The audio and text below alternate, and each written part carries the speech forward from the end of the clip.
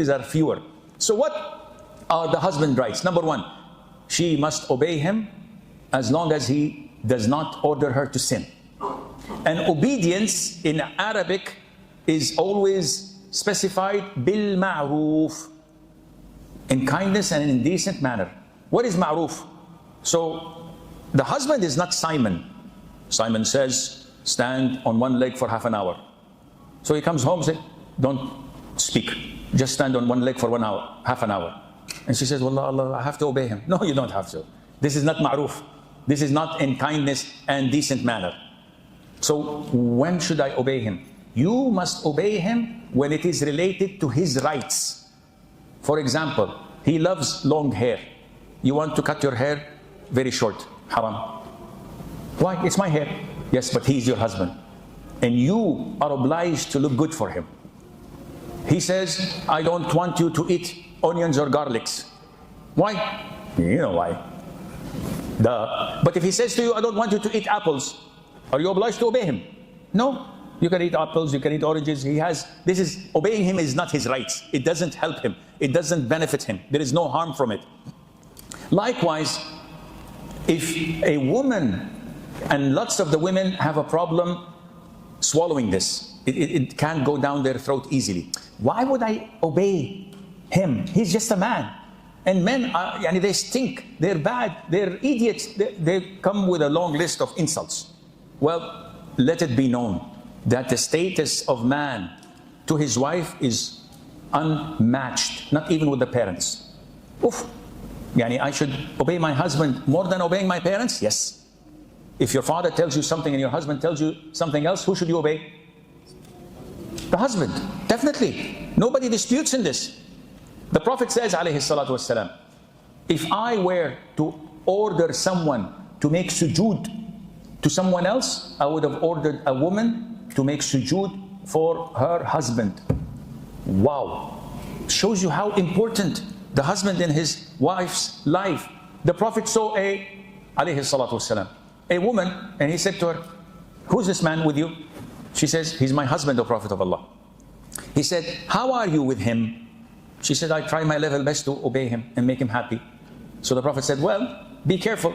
He's your Jannah or your hellfire. Whoa. This is from the Prophet straight. He, if you make him happy and satisfied and you obey him, will be your Jannah. But if you don't, he will be your hellfire. He will make you go to hellfire on the day of judgment. And we have less than 10 minutes, correct? So I'll wrap it up because I have so many things. I wrote this while remembering my wife. So that's why it's too long.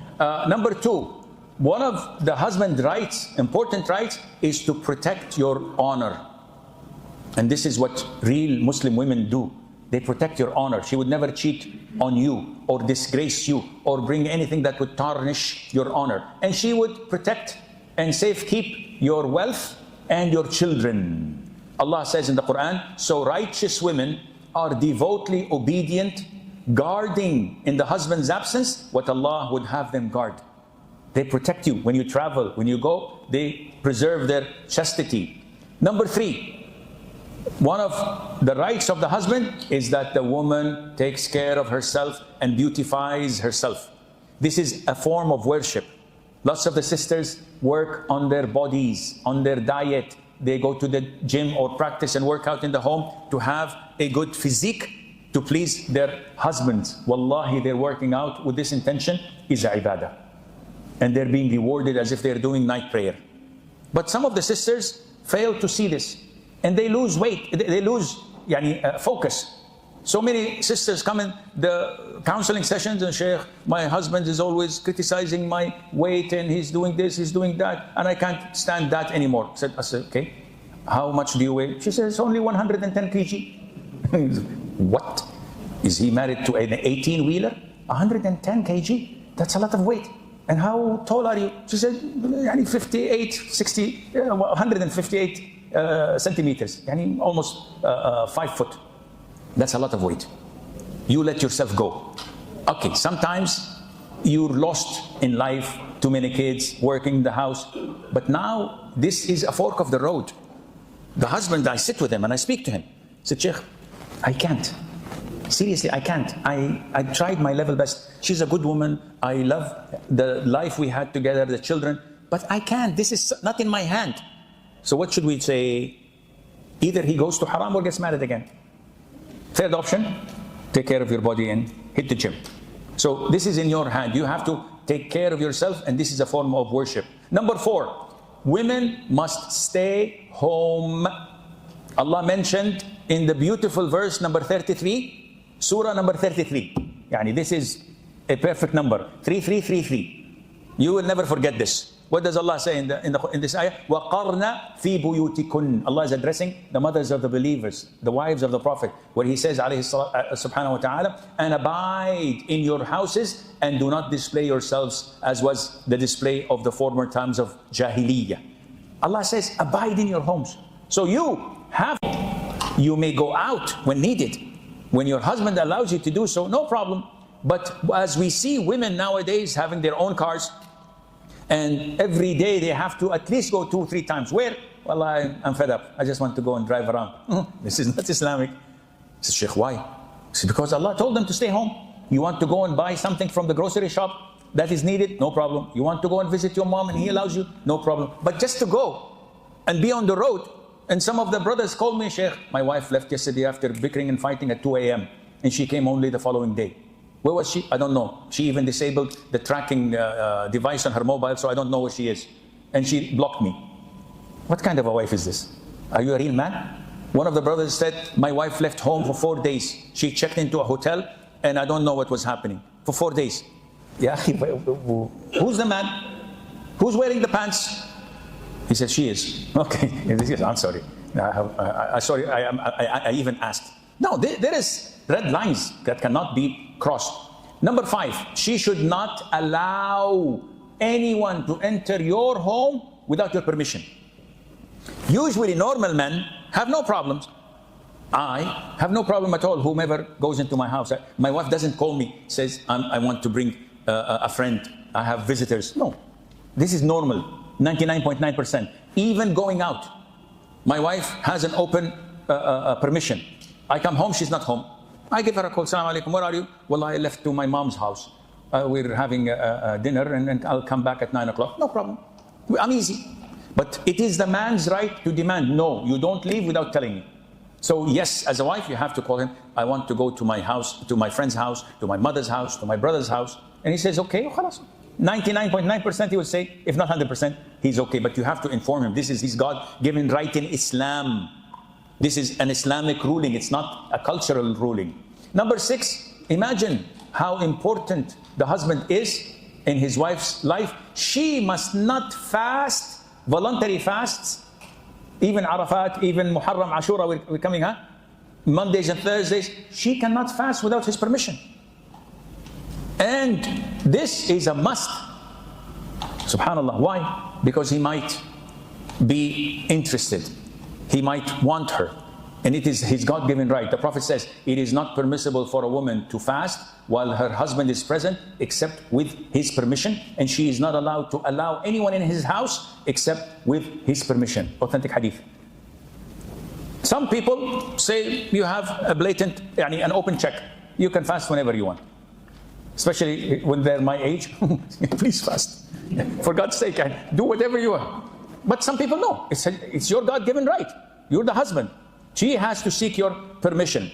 Number 7, she's obliged to be content with whatever little you provide, if this is your ability. Some women demand financial status. You have to change the living room. We want to change the furniture. We want to go every year for holiday. We want this, we want that. No, Allah says, let a man of wealth spend from his wealth, and he whose provision is restricted, let him spend from what Allah has given him. This is your ability, akhi.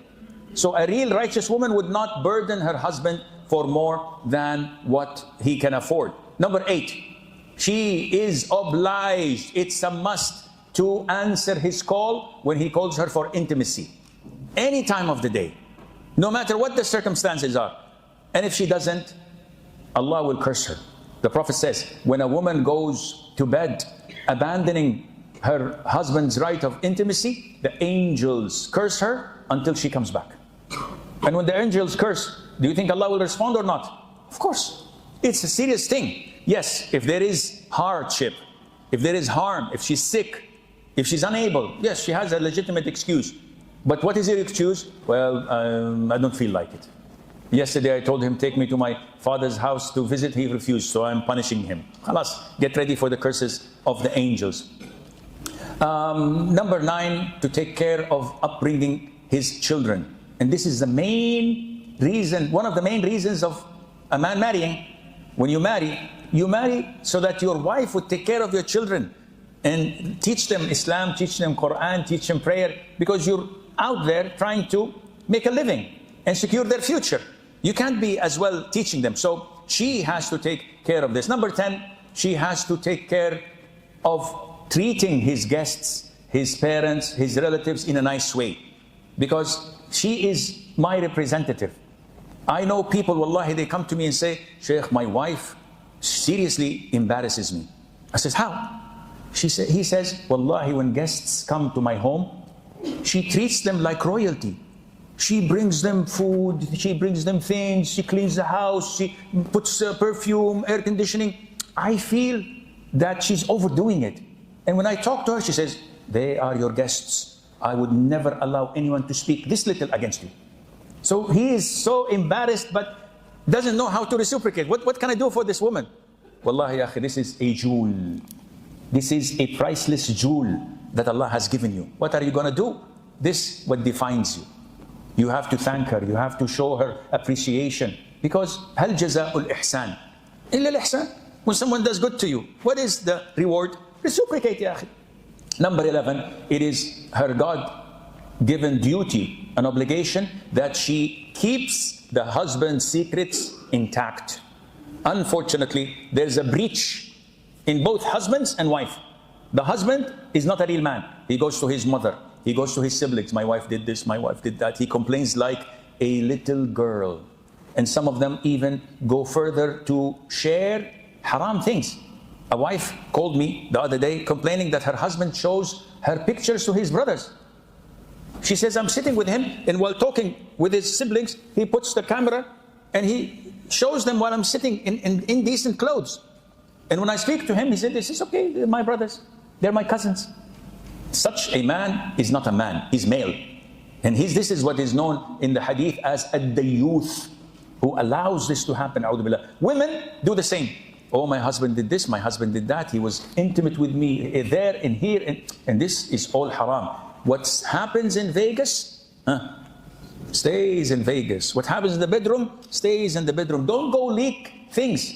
And the moment you go and do the cardinal sin, which is when you go and complain to your mother. Oh, mother, my wife, we had a fight and she did not cook me dinner. And I left and I slept hungry. How would your mother feel? Stabbed in the heart with a dagger. So you come tomorrow with your wife, hugging her, kissing her. Oh, mom, wallahi, this is the most beloved person on earth. You kissed and made up, khalas. You forgot what happened yesterday. She is my love. Would your mother forgive? 10 years. Your mother will never forget. You caused my son to go to bed hungry. I will never forgive you. The same thing when you go to your parents and tell them, they're eager, they're willing to delay Asha. So you're also making the mistakes when you go to your parents as a wife and say, my husband did this, my husband did that. They will never forgive and they will never forget. No matter what happens, don't leak or complain unless you're going for divorce. Khalas. We've reached the end of the rainbow. We have reached a place where we have to do this, otherwise things are not going to go well.